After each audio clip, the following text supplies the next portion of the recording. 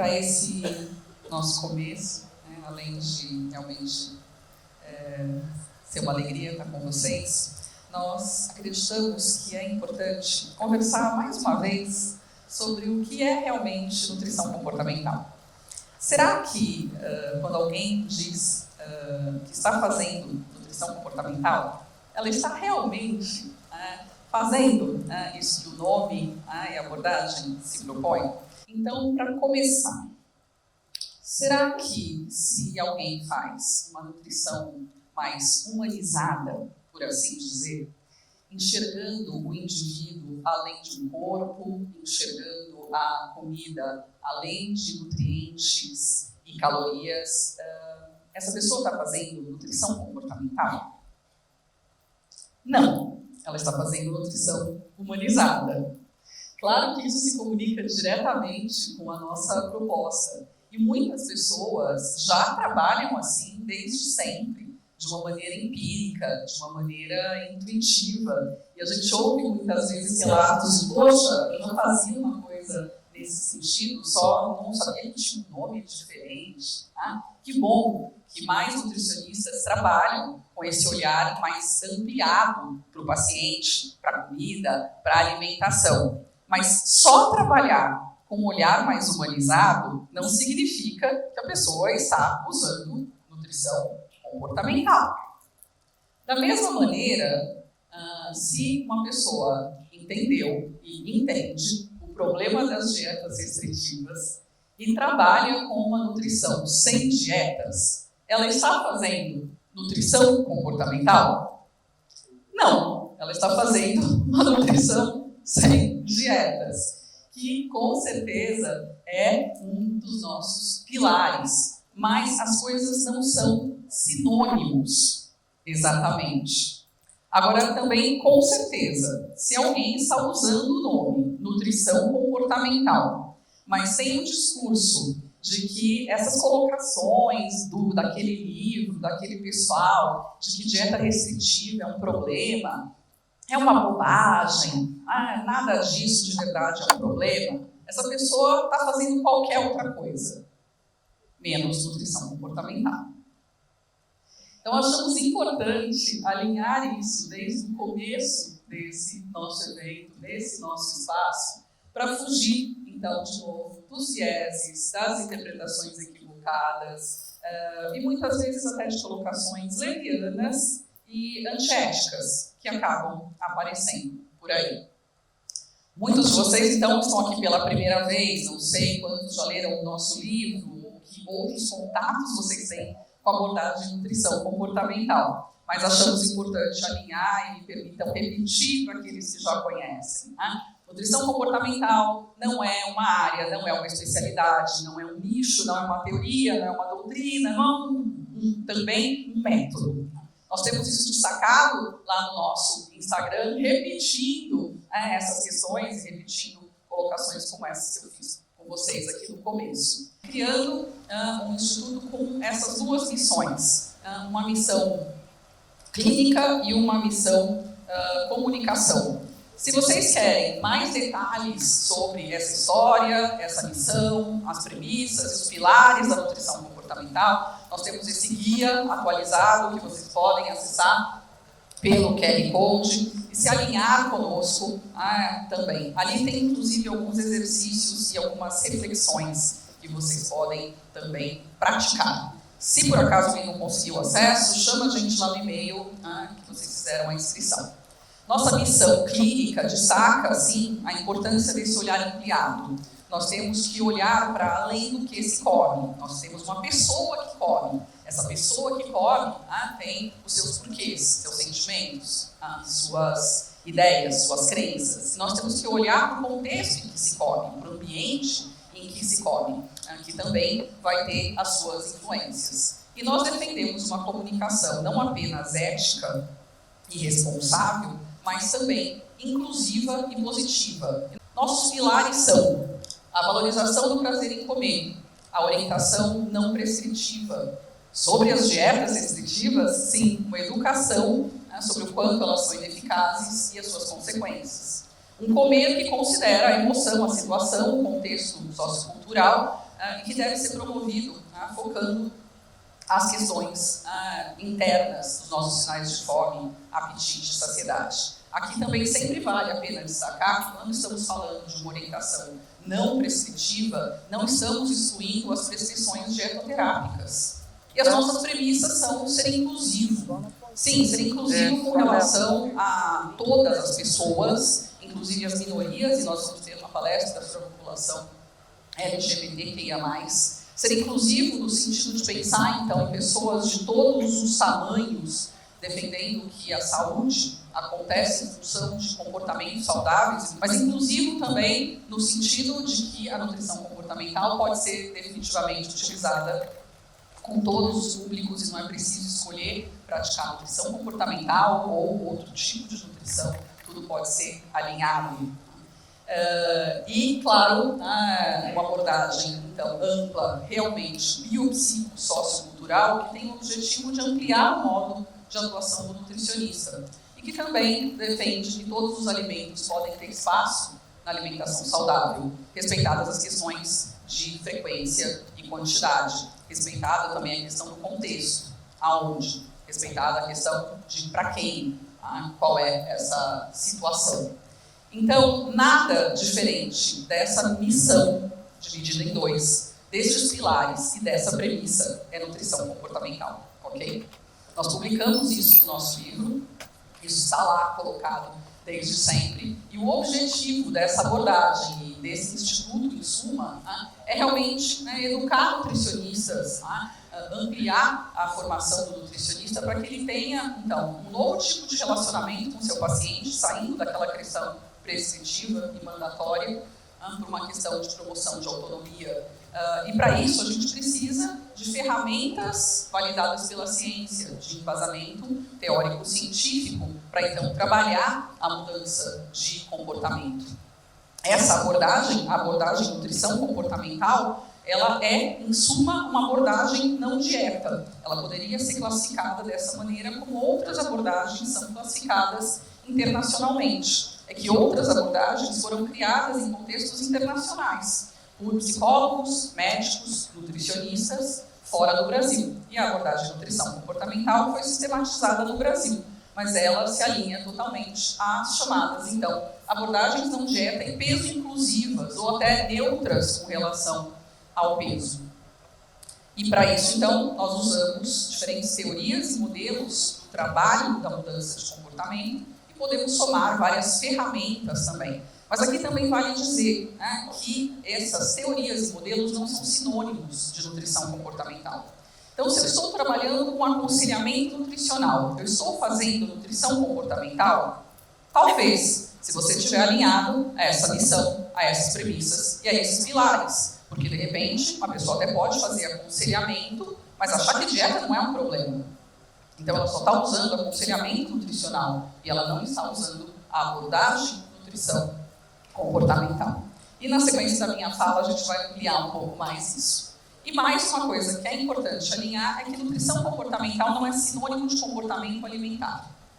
Comportamento alimentar é uma ciência bastante ampla, então que engloba todas as ações humanas relacionadas ao comer. Essa ciência pode ser estudada com focos diversos.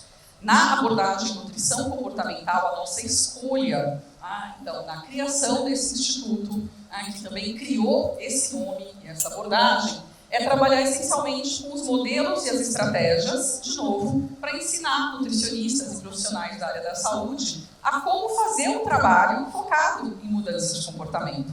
Então, se alguém está usando a abordagem de nutrição comportamental, essa pessoa com certeza está trabalhando com comportamento alimentar.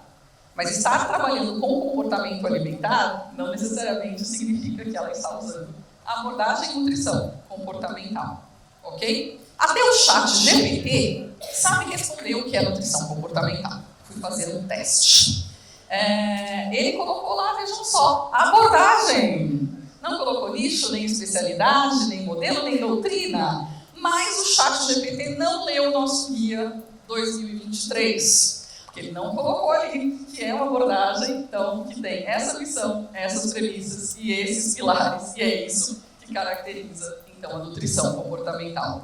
O que podemos fazer diferente da inteligência artificial? É colocar na prática. E é por isso, então, que a gente vai discutir nesse congresso essas questões todas da evolução do tratamento. Saiu recentemente essa publicação no Jornal Americano de Medicina, chamada As 10 Características de Grandes Médicos. A doutora Denise Leles, pediatra, que vai ser nossa palestrante hoje no final da tarde, fez um post traduzindo do artigo essas 10 características. E eu achei que era muito interessante que a gente trouxesse para cá para fazer uma tradução. Porque, em suma, o que era a abordagem de nutrição comportamental e esse instituto? Que vocês sejam todos grandes nutricionistas, grandes profissionais da área da saúde. Quais são essas características? Grandes nutricionistas são detetives, são saudáveis e relaxam. São grandes ouvintes, encontraram as suas paixões. Veem a pessoa como um todo e não somente a doença. Prestam atenção aos detalhes, e ela acrescentou, ao que é valor para a pessoa. São empáticos, são resilientes, assumem a responsabilidade sobre suas decisões e contam as suas estrelas. E aí o autor do artigo escreve o seguinte sobre contar estrelas. Gostaria de saber que você se inspira em sua missão de ajudar vidas. Se você está gastando a sua vida perseguindo moedas, você perderá a contagem de estrelas. As vidas que você já melhorou e ajudou, e as milhares de vidas que você pode tocar. Em outras palavras, quando você realmente segue a sua paixão, então dinheiro e fama serão um subproduto dos seus esforços. Mas se você persegue o dinheiro e a fama em primeiro lugar, então a verdadeira alegria se evapora. Para a sequência dessa nossa conversa, eu vou chamar as idealizadoras da nutrição comportamental, minhas grandes amigas, Manuela Figueiredo e Fernanda Timmerman, e a minha amiga de muitos anos, nossa parceira Karen Dunker, para discutirem se, ok, num caminho um pouco inverso, se eu preciso usar comer intuitivo, mindful eating e entrevista motivacional para praticar a abordagem de nutrição comportamental. A gente vai começar com a Manuela, que vai discutir a questão do comer intuitivo. Além de ser idealizadora da abordagem de nutrição comportamental, a Manuela é a primeira nutricionista brasileira certificada em comer intuitivo pela Evelyn Tribble, que é a nutricionista americana que criou e desenvolveu esse modelo. Obrigada.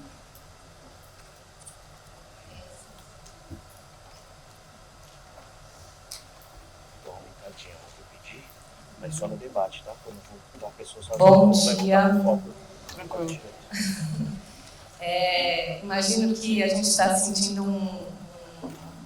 um sentimento coletivo aí, né? Tanto a gente desse lado como tendo vocês aí. É um prazer, é super emocionante estar de volta depois de tanto tempo e ao mesmo tempo presencial, né? E muitas expectativas.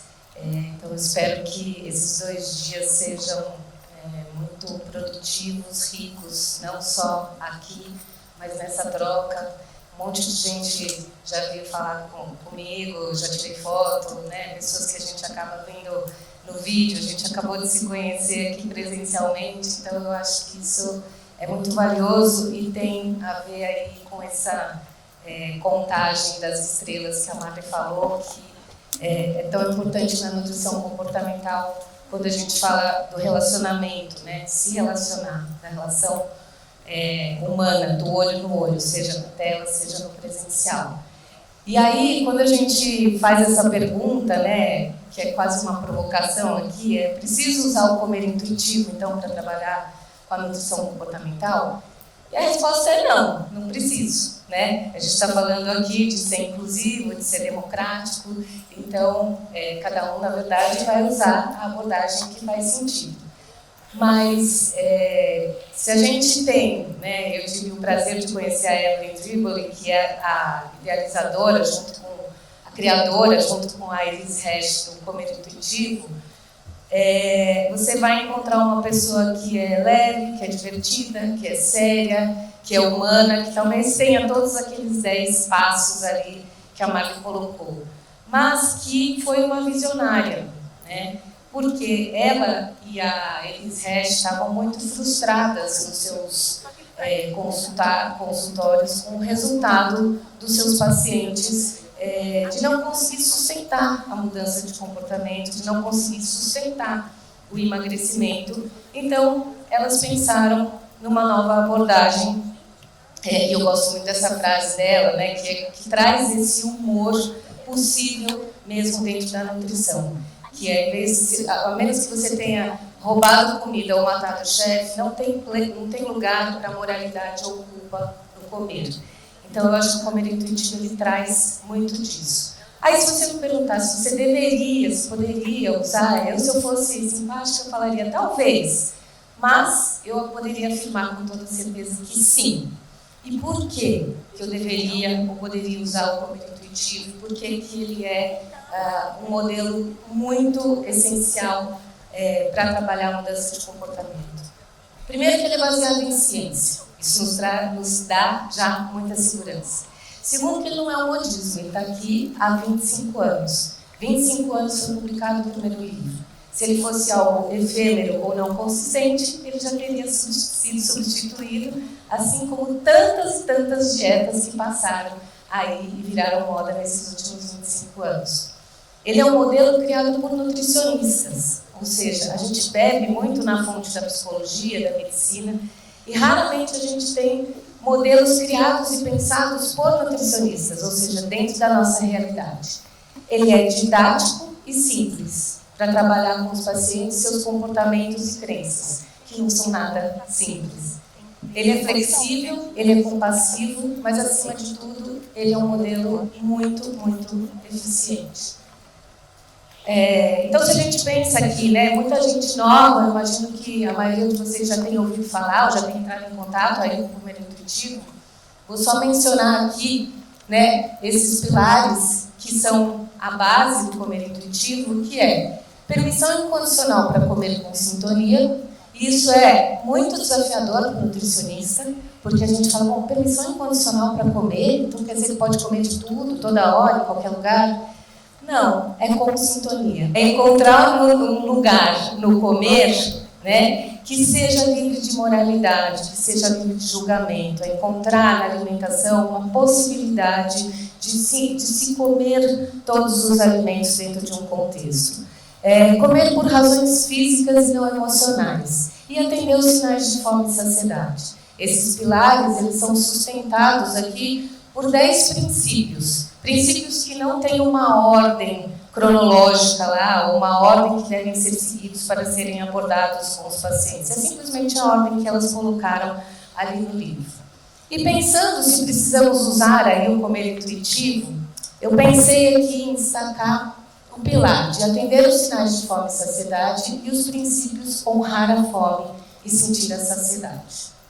Bom, muito bem. Eu chamei aqui de prescritor de fome externo, aquele nutricionista que prescreve dietas, que é super restritivo, que vai te dizer o que, quando, como e quando comer. Será que isso está sendo suficiente para ajudar as pessoas a mudarem de comportamento? Aí eu fui pensar e descobri que até mesmo esse nutricionista pode estar sendo substituído pela inteligência artificial, ou por esses gadgets, ou pelos aplicativos. Então, a gente está, talvez, entrando numa era do comedor tecnológico. Porque eu descobri um estudo que está criando um device, um sistema sensorial, multimodal, não invasivo, de classificação de fome e saciedade.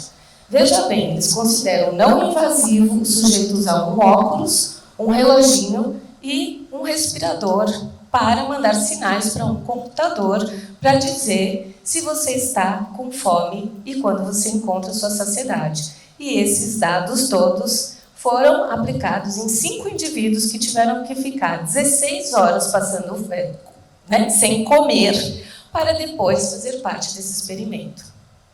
Mais uma interferência externa, né? Aqui, obviamente, como uma grande questionamento e crítica para a gente pensar. Então, a gente já tinha o nutricionista, que agora está sendo substituído por alguns aplicativos que a gente não precisa mais nem deste ser humano. O nosso famoso glicosímetro também tem sido muito usado, e eu descobri alguns sites que dizem assim, veja, o nosso humilde e simples glicosímetro pode ser usado agora para você medir a sua fome e identificar aí a sua fome e a sua saciedade. Podemos também fazer uma explicação para os nossos pacientes fisiológica. Podemos explicar para eles como que é o funcionamento de fome e saciedade, como funcionam esses hormônios, a grelina e a leptina, e dar toda essa explicação. Muito bem. Vocês se veem por aí usando um glicosímetro, um óculos, uma faixa aqui, e pensando agora, será que os meus níveis de grelina e leptina estão alterados? O que eu deveria fazer nesse momento? Eu não me vejo. Se eu perguntar para vocês aqui, quem tomou café da manhã hoje? Quem não tomou? Quem não tomou porque não estava com fome? Quem não tomou porque não teve tempo? Quem está com fome agora? Quem está com fome e tomou o café da manhã? Quem está com fome e não tomou o café da manhã? O que a gente tem aqui? Todo mundo levantou a mão, todo mundo fez a mesma coisa, todo mundo tem o mesmo sinal de fome, todo mundo tem as mesmas razões ou não para comer? Não. Então, é por isso que a gente tem que começar cada vez mais a questionar essa autoridade externa que nos diz o que, como, quanto e onde comer. E o comer intuitivo, ele ajuda a gente a fazer esse resgate dessa autoridade interna, que é uma autoridade que nos ensina e ensina aos nossos pacientes a aprender a se conectar com o nosso próprio corpo. Porque cada um de vocês tem uma fome, uma situação, uma vontade, uma possibilidade, né? Um paladar. E qual deles é que está mais certo ou mais errado do que o outro? Se cada um de nós temos essa conexão interna, a gente vai aprender a se conectar com esse corpo, a respeitar esses sinais e trazer autoconfiança e respeito para que o nosso corpo físico, as nossas emoções e a nossa mente sejam soberanas nas suas decisões de como cuidar de si.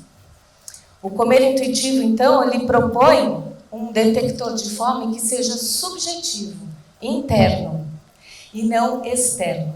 Então, a gente precisa ajudar os nossos pacientes a trabalharem de uma forma subjetiva e não dita por alguém como que você está se sentindo. Porque talvez, se você não viesse para cá hoje, você teria tomado um outro café da manhã, num outro horário, numa outra cidade, com uma outra comida e com outras pessoas. E isso tudo influencia na sua fome e na sua saciedade. Nós não temos a mesma fome e o mesmo apetite e a mesma saciedade todos os dias. Mas quando a gente entrega um plano para o paciente que é pronto e que está escrito lá, meio-dia, 3 colheres de arroz, 100 gramas de frango, 2 conchas de legumes, a gente está dizendo para ele, não se escute, não se respeite, não atenda às suas vontades, apenas siga o que está aqui nesse papel, porque é o melhor para você, porque assim você vai emagrecer, porque assim você vai ter o corpo certo. Mas o que a gente vê é que isso não funciona, e isso não tem funcionado, né? E sim, quando a gente trabalha essa conexão interna, a gente também traz algo que o comer intuitivo se pauta muito, que são 2 conceitos muito importantes, que é da consciência interoceptiva e da responsividade interoceptiva. A consciência interoceptiva é a nossa habilidade de sentir e identificar os sinais internos, como fome, sono, frio, vontade de fazer xixi e outros. Tem alguém aqui com vontade de fazer xixi? E o que a gente deveria fazer? Ir lá fazer xixi. A gente aguenta um pouquinho, assim como a gente aguenta a fome e a gente tem como fazer essa variedade. Mas a gente precisa saber que a gente está com vontade de fazer xixi. A gente precisa saber que a gente está com fome.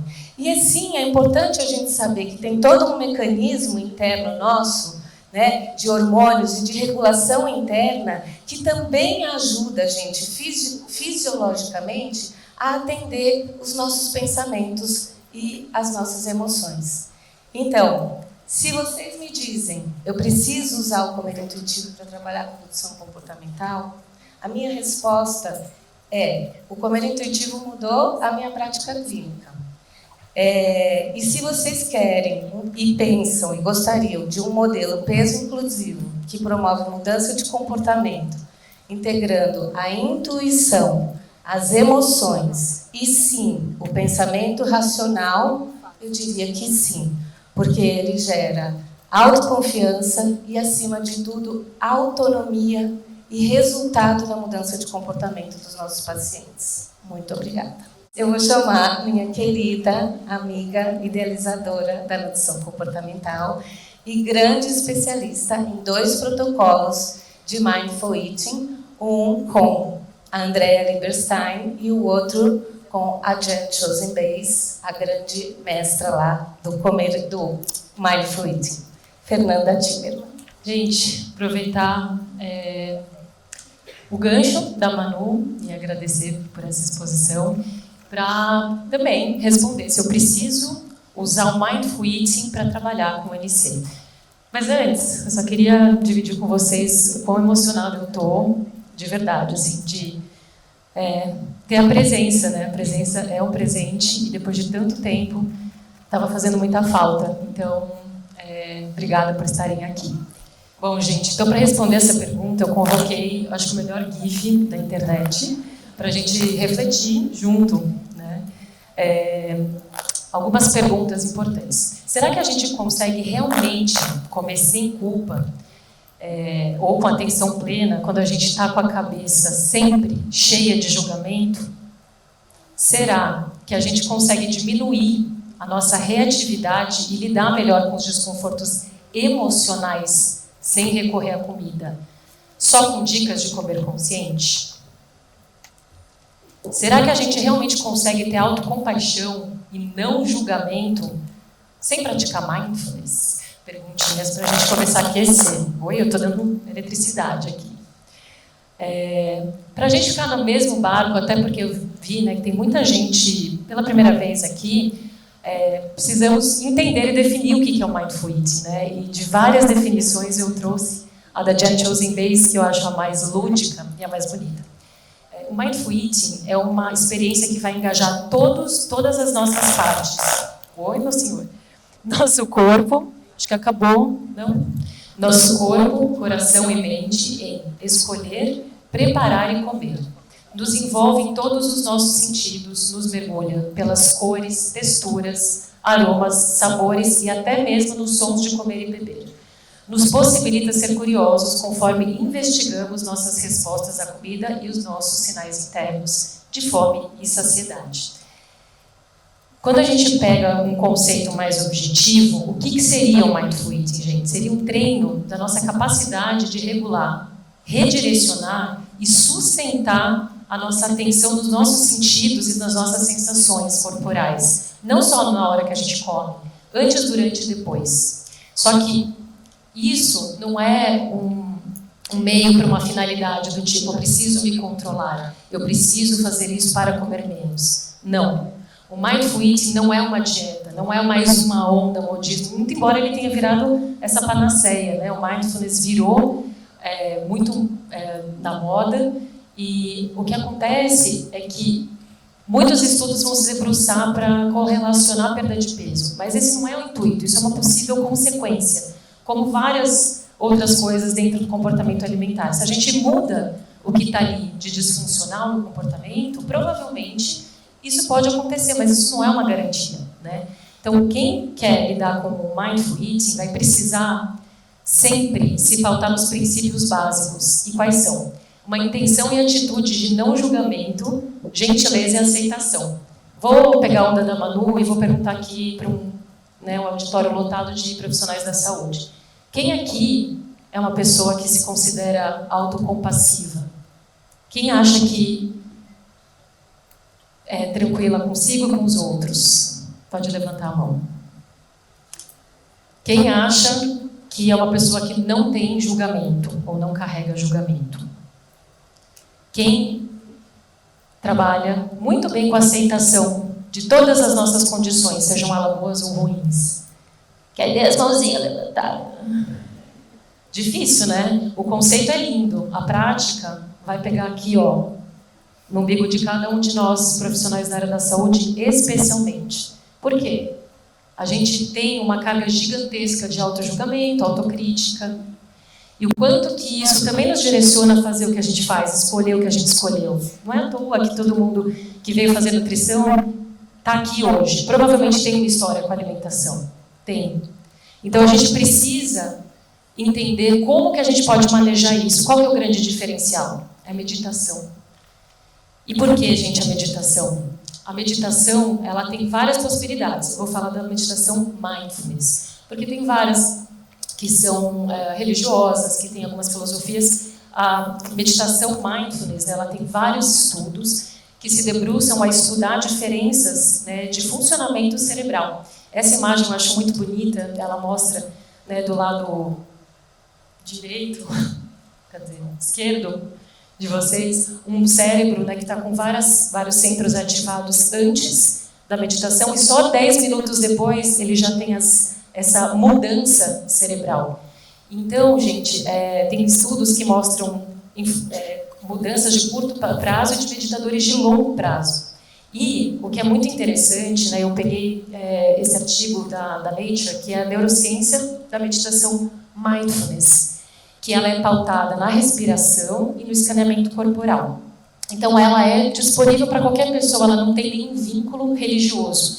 E por isso ela foi, né, instrumentalizada de uma certa forma. Porque ela causa, assim, neuroplasticidade. De todos os estudos, né, eles colocam aqui que esse processo cerebral, eu gosto de fazer uma analogia, é que nem exercício físico. Se você for lá para a academia, né, com foco em hipertrofia, não adianta você fazer uma ou duas vezes, ou por muito tempo uma vez e não continuar. Então, a questão é você desenvolver essa musculatura mental, assim como a gente vai na academia, a gente tem que fazer a prática de mindfulness formal, para que a gente consiga ter esses benefícios, todas essas mudanças cerebrais, né? Mas mesmo se você não fizer, e não fizer constantemente, fizer pontualmente, você já vai ter benefícios. Assim como quando você vai andar, quando você vai fazer um exercício pontual, você já tem algumas mudanças, e já é muito bom. Então, você não necessariamente precisa ser um meditador, mas usar essas referências é muito interessante, né? Tem um potencial para o tratamento de distúrbios clínicos, o cultivo de uma mente saudável e de maior bem-estar, né? E o foco é você ter um processo de autorregulação aprimorada, incluindo o controle da atenção, diminuindo a reatividade, aumentando a presença. E isso é muito importante para todas aquelas bases do autojulgamento, da autocrítica. O que é isso tudo, gente? A gente entender que a gente não é os nossos pensamentos. E mudança de comportamento, né, a gente sabe que não dá para atuar no sentimento. A gente sente, não adianta você falar, fica feliz se você está triste. Né? Fica acordado, né? Fica triste. Então, a gente vai modular um passo antes, que são os pensamentos. Nesse lugar, a gente consegue muita mudança pela meditação. Tá? Então, a partir disso, lá na década de 70, o Jon Kabat-Zinn, que é um médico, que é budista, mas ele viu o quanto que essa meditação mudava, né, a mente e o comportamento das pessoas, ele desenvolveu o protocolo mais básico, né, e o pioneiro de redução de estresse, MBSR, e depois, mais para frente, o pessoal de Oxford, né, comandado pelo Mark Williams, o MBCT, que é de terapia cognitiva, baseada em mindfulness. E esses protocolos eles deram bases para programas em grupos, tá, semanais, de algumas semanas mesmo, 8, 12 semanas, e o quanto que, a partir disso, você conseguiu fazer estudos de mudanças comportamentais em várias populações. E daí surgiram outros protocolos. Então, o Mindful Eating é um braço, né, do Mindfulness. Então, intervenções baseadas em Mindfulness, né, você tem alguns protocolos, eu peguei os 2 principais, que eu também tenho a formação, assim como outras colegas. O MBAT, a gente trouxe aqui com a Andrea Lieberstein em um dos nossos congressos, a gente fez um pocket, né, do protocolo dela, e ele, na verdade, ele foi uma adaptação do MBSR para pessoas com compulsão alimentar. Mas ele tem, né, depois eu vou colocar um pouquinho mais para vocês, essa função de modular a parte alimentar baseada em meditações mindfulness. Assim, tem muitos estudos, né? Então, assim como esse de comer consciente e viver consciente, que é da Jen Chosen Bays, e que é uma delícia de fazer, eu trabalho muito com as 9 fomes dentro do meu consultório, que é uma proposta que ela traz. Também tem outros protocolos, gente, de compaixão. E quem não levantou a mão aqui, por causa, né, desse autojulgamento, da culpa, da autocrítica, eu aconselho fortemente vocês, pelo menos, a lerem o livro da Kristin Neff, né, que é do Self-Compassion, que é muito importante para nós, profissionais da área da saúde, porque a gente carrega muita autocrítica, né, e isso, depois que a gente desenvolve na gente, fica muito mais fácil passar para o paciente. E aí, gente, só para vocês entenderem um pouquinho como funcionam esses protocolos, do MBAT tem deu uma desconfiguradinha aqui no quadro, mas para vocês entenderem que não é só a gente fazer sensibilização com o alimento ao comer. Você precisa ter toda uma bagagem antes de respiração, de meditação, para você chegar nessa consistência, na qualidade de não ter reatividade ao comer. Tá? E são grupos semanais realizados em 12 semanas, de 8 a 25 pessoas, com um encontro de 2 horas e meia, e lição de casa para meditar todo dia e escrever lá no diário também. Então, quem facilita aqui, né, e quem gosta desse tema e que quiser se aprofundar, tem o Instituto Consciência Alimentar, né, que é do querido amigo João Mattarelli, que me ajudou, inclusive, aqui, nesse slide, e ele ensina também esse protocolo para nutricionistas que querem ser facilitadores. Então, é bem possível você só usar Mindful Eating, tá? Mas, vamos lá. Não quero, Fê, me aprofundar em meditação, não acho que é para mim, nem para o meu paciente. Como que eu posso usar na prática clínica? Eu posso usar? Pode, gente. A gente tem no nosso livro, no capítulo de exercícios, várias estratégias, inclusive roteiro, né, do comer com atenção plena um chocolate, uma uva passa. A gente tem outros recursos também para falar sobre fome e saciedade, que é uma intersecção tanto do comer intuitivo como do Mindful Eating. Você tem formas diferentes de abordar a fome e saciedade. E é tão difícil que a gente precisa de muito recurso, né? Então, a gente tem esses lugares também de identificar o nosso sentimento e ver o que a gente realmente está precisando, sem invadir o lugar do psicólogo. Tudo isso pode ser trazido de estratégias no Mindful Eating. Mas aí, gente, eu pergunto para vocês, comer um chocolate com atenção é fazer Mindful Eating? Né? Pode ser que sim, pode ser que não. E aí esse estudo, que é muito legal, ele mostra que existe uma diferença entre atenção e atenção plena. Atenção com o intuito, né, de atenção plena de Mindfulness. E ele separou grupos. E num deles ele colocou lá uma meditação X, da floresta venezuelana, e no outro ele colocou uma de meditação mindfulness, de mindful eating, né? E depois ele comparou, expôs um monte de alimentos hiperpalatáveis, expôs e fez uma série de testes, e viu que no grupo que teve mindful eating, né, existiu uma diferença de consumo alimentar, maior sensação de fome, maior sensação de saciedade, menor sensação de fome, menor craving. Então, é muito interessante que a gente diga, isso é uma coisa pontual, tá? Uma conclusão que eles tiraram, que os autores tiraram, é que uma breve indução à atenção mindful pode levar a efeitos benéficos sem envolver práticas formais e tradicionais de meditação.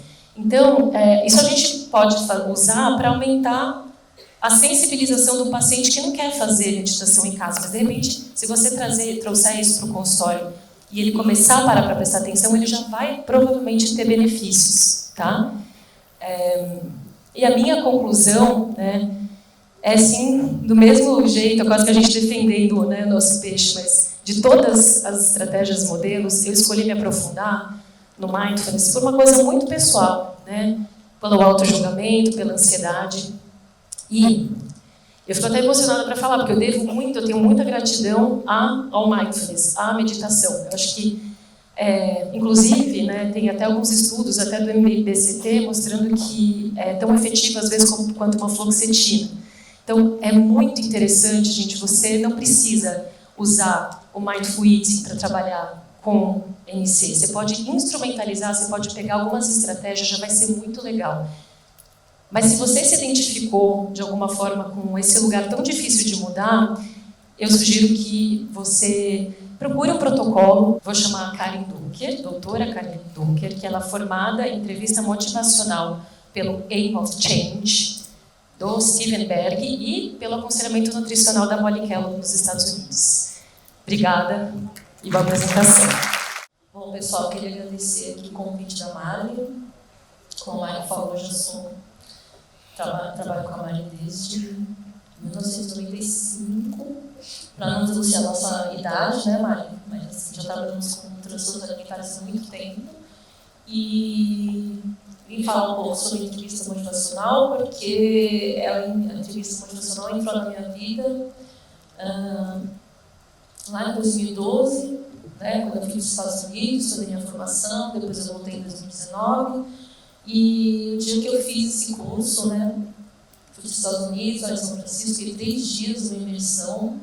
Eu voltei com uma visão muito diferenciada, né, de como a gente pode tratar o nosso paciente, como que a gente pode aplicar na nossa área da nutrição, né, porque realmente temos muitos desafios, né, acho que um dos maiores desafios da nutrição é ajudar o nosso paciente a mudar o comportamento. A questão é, o que é entrevista motivacional? Né? Para quem, não sei se todo mundo já leu o livro, né?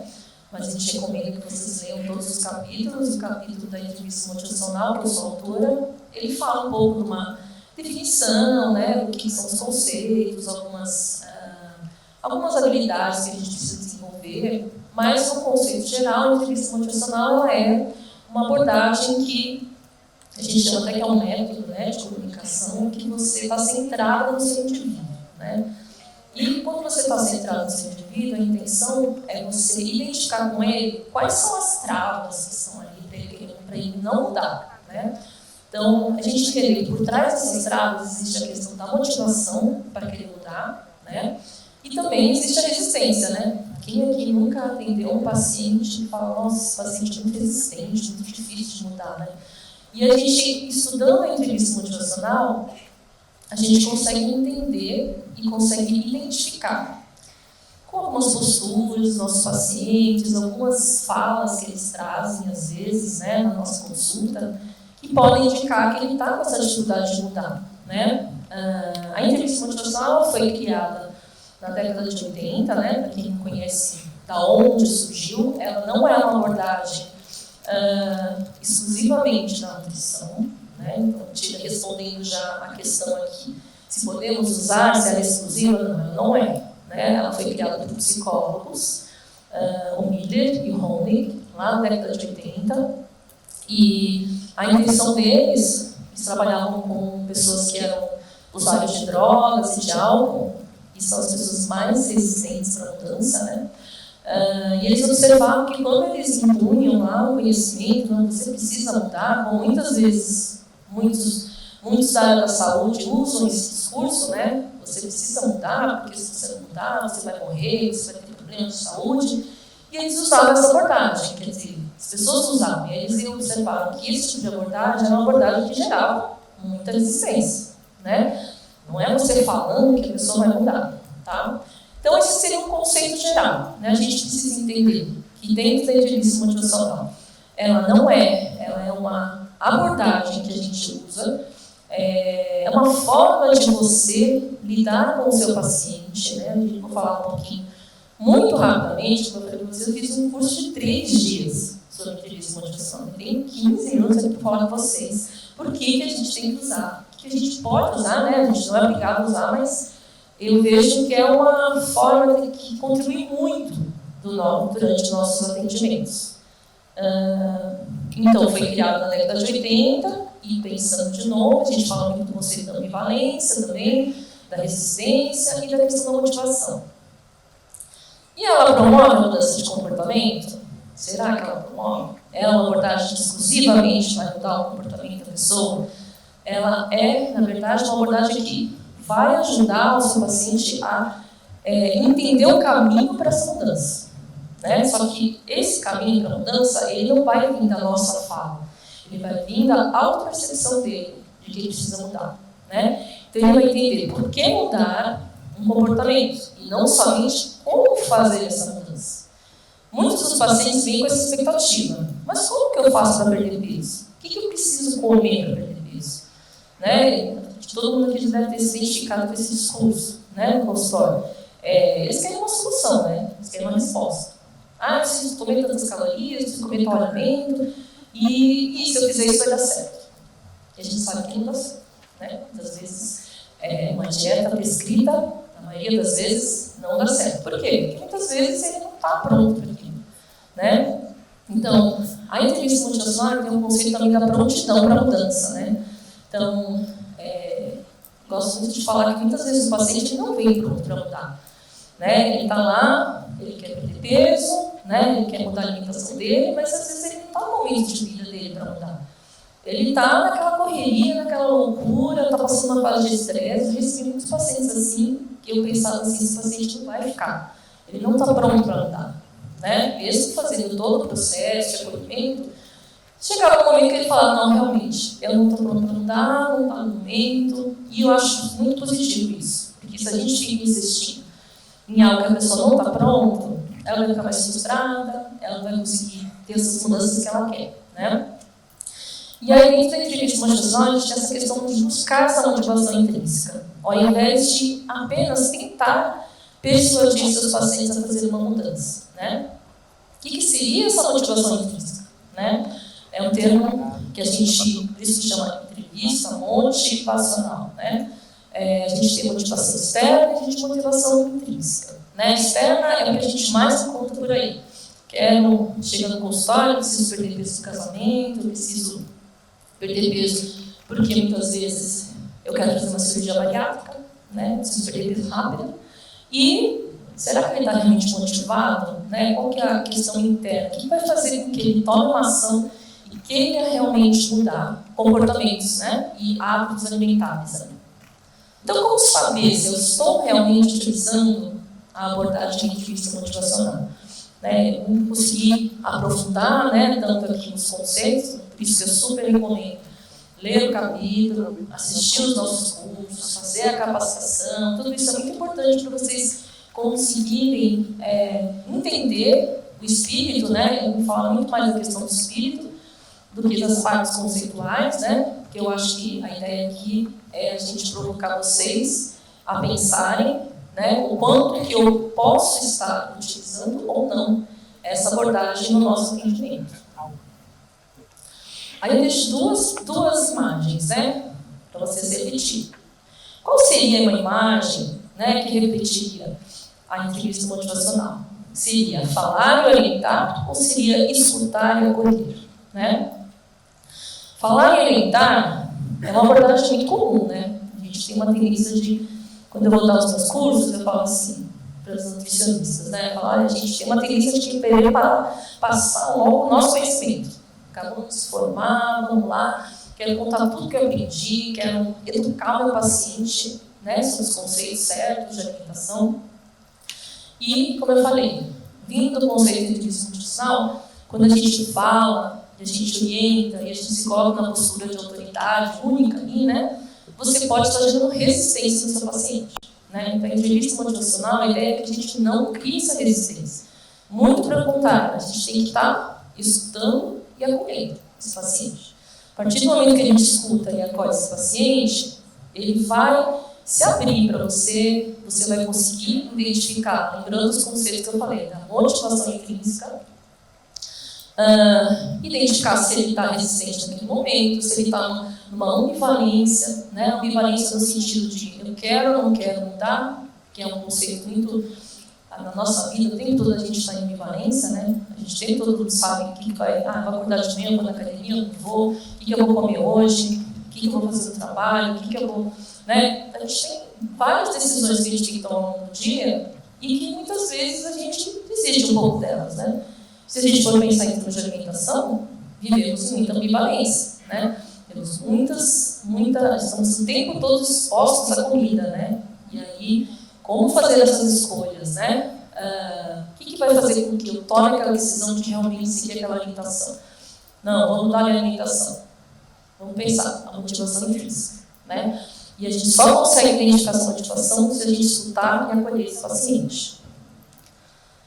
Outras duas imagens. Autoridade ou autonomia, né? Nós temos que ter autoridade, sim, temos. Somos os profissionais, estamos lá na frente do nosso paciente. Mas também temos que acolher, e temos que escutar, e temos que promover a autonomia do nosso paciente. Ele tem que ser responsabilizado por suas escolhas, por suas decisões. Nós somos apenas agentes que vamos ajudar ele no processo de transformação. Não devemos sermos autoridades, mas não podemos ser autoritários, no sentido de que só eu sou o dono da verdade. Todo mundo aqui sabe que a nutrição é um tema que todo mundo sabe falar sobre comida, né? Todo mundo tem uma dica, todo mundo tem, fiz dieta para minha vizinha, todo mundo está falando de comida, né? Alimentação, perda de peso, todo mundo acha que é expert. Então, a gente tem que entender que as pessoas vêm com esses conceitos, que a gente precisa escutar também o que ele tem a contar, para depois pensar, vamos ver, vamos trabalhar junto para pensar o que você está pensando, se isso realmente é verdade. Será que isso aqui está baseado em evidência? É científico? Hoje a gente tem muita fake news, tem muita informação errada aí, né, sendo vinculada aí pelas mídias. Então, a ideia é poder acolher, mas também promover essa autonomia. E aí? Mostrar conhecimento, competência ou empatia e compaixão? Né? Veja que essa foto ela fala muito significativa, né? Estou focada em mim, né? Quero mostrar o meu conhecimento, eu preciso mostrar que eu sou uma nutricionista competente, né? Olha só quanta coisa eu sei de nutrição. E isso não é legal. Tem alguns pacientes que até podem se identificar com esse perfil, mas tem outros que se sentem acuados, né? Se sentem à vontade e falam assim, bom, eu não tenho coragem de falar aqui o que eu realmente sinto em relação à alimentação, ou se sente à vontade para se abrir, né? Quando a gente tem empatia e compaixão, a gente se aproxima do nosso paciente, certo? Eu gosto dessa imagem porque é a forma como eu atendo, né? Eu não atendo com mesa, eu atendo sofá, cadeira, um na frente do outro. Não deixo nada na frente, porque precisa ter essa conexão, né? A gente precisa criar essa conexão, inclusive o paciente começa a confiar em você. Vamos lá, vamos junto, né? Vamos lá fazer mudança junto. E aí, pegando um pouco do gancho que a Fê falou, né? É desconexão ou é atenção plena, né? Desconexão, né? Então, a nutricionista aqui, coloquei a imagem, né? E o paciente está falando para você, mas você está lá pensando em outra coisa, olhando no computador, no celular, né? Seu pensamento está lá longe, pensando, putz, eu tenho que resolver um problema depois, tenho que levar meu filho para o curso tal, tem um monte de coisa, o paciente falando, sei lá, desconectado, né? Então, eu gosto muito da atenção plena, também fiz a formação da Cris, como é que eu esqueci o nome? Andrea Liberty, né? Junto com a Fê também, e uso também no meu consultório, na minha prática, em alguns pacientes que eu acho que são importantes, mas para o nosso atendimento é essencial que a gente esteja de presença plena, né? Recomendo super que nem a Fê, meditação. Às vezes a gente tem uma agenda lotada o dia inteiro, né? Um paciente atrás do outro, às vezes é bom fazer uma pausa de 5 minutos, fazer uma respiração, sabe? Assim, tentar se centrar para estar presente quando o nosso paciente está lá. Isso faz parte da entrevista motivacional. Vejam só, vou pedir para vocês depois no final pensarem realmente se vocês acham que estão utilizando a entrevista motivacional. E por fim, gosto muito dessa imagem, né, que a gente luta com o nosso paciente ou a gente dança com o nosso paciente. A gente está lá sempre rebatendo o nosso paciente, indo contra o que ele está falando, o que ele está te contando, a gente vai estar gerando resistência de novo. A resistência sempre vai atrapalhar nesse processo de mudança. E aí a ideia é que a gente possa dançar. Somos parceiros, somos companheiros, ninguém é mais, nem o paciente, nem você. Estamos na mesma situação ali. Não somos somente agentes que vão ajudar, a gente vai estar ajudando nesse processo de transformação. E posso dizer para vocês que é muito positivo, né? Quando a gente atua dessa forma, a gente percebe que o paciente cria uma conexão com você, ele sente que ele está sendo acolhido, ele sente que ele pode confiar em você, né? E para terminar, né, eu acho que, como eu falei, o conceito é muito extenso, eu tenho pouco tempo, mas eu gosto de deixar essa mensagem aqui, que é o treinamento das habilidades, né, e aprendizado. A gente precisa ler, a gente precisa estudar, a gente precisa treinar as nossas habilidades, né? Essas são algumas habilidades que eu trouxe da entrevista motivacional, mas também a gente tem toda uma... No livro, lá, nos cursos, a gente tem algumas orientações, né, de usar perguntas abertas, escuta reflexiva, afirmações, resumos, né? Esses são alguns termos da entrevista motivacional e que precisa ter um treinamento. Então, a gente precisa treinar, a gente tem que ter coragem para usar isso na nossa prática, né? E confiar que pode dar certo, né? No começo a gente fica um pouco com medo, será que realmente, se eu deixar meu paciente falar, vai surgir aquele vazio no meio da conversa? E agora, o que eu faço? Eu preciso falar, né? Preciso contar, preciso colocar meu conhecimento. Não, vai acontecer. Posso dizer para vocês que acontece, é natural, tá? Então, respondendo à pergunta inicial, né, Mari, eu acho que sim. Acho que, claro, que a entrevista motivacional ela não é exclusiva da nutrição comportamental, ela é uma abordagem já muito antiga, lá da década de 80. Ela é utilizada para todas as áreas da saúde, medicina, psicologia, enfermagem. Qualquer profissional de saúde pode usar. Tanto que, quando eu fui fazer meu treinamento, tinha pouquíssimos nutricionistas, eram profissionais de diversas áreas da saúde, né? Então, não é exclusivo, mas é uma abordagem que vale a pena a gente investir e estudar e, como eu falei, treinar as nossas habilidades. Deixo aqui os meus contatos e agradeço aí novamente o convite. Muito obrigada, Karen, Fernanda, Manuela, todos vocês que estão aqui, agora a plateia cheia. Tá? Esperamos que vocês estejam convencidos que é preciso, sim, usar todos esses modelos e teorias para trabalhar a abordagem de nutrição comportamental. Mas você escolhe qual você usa, em que momento, com que paciente, né, numa postura, né, muito pessoal. Por isso, a gente não usa método. Não tem o que fazer na consulta 1, o que fazer na consulta 2, o que fazer na consulta 3. Às vezes nos perguntam também, mas qual eu uso primeiro? Né? É impossível colocar isso quando todas as pessoas são tão únicas. O que queremos, então, em suma, é que vocês possam realmente contar estrelas aqui com esses aprendizados, levando para a prática de vocês.